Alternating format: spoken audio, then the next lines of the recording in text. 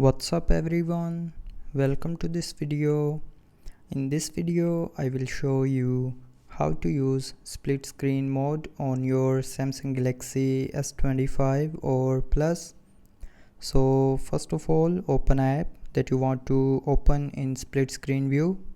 So for example, if you want to open gallery in split screen view, then open gallery app, then tap on this recents key and then tap on this gallery app icon. Now tap on open in split screen view from this menu, and then the gallery app will be opened in the top half of the screen. So now you can choose another app to open in the bottom half of the screen. So just simply tap on any app and then that app will be opened. Now you can also make a screen small or large, and if you want to turn off this split screen mode, then you can swipe all the way up or down to close the app, and after that the split screen view will be disabled.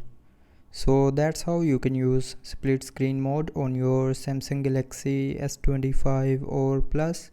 So I hope you liked the video. Thanks for watching.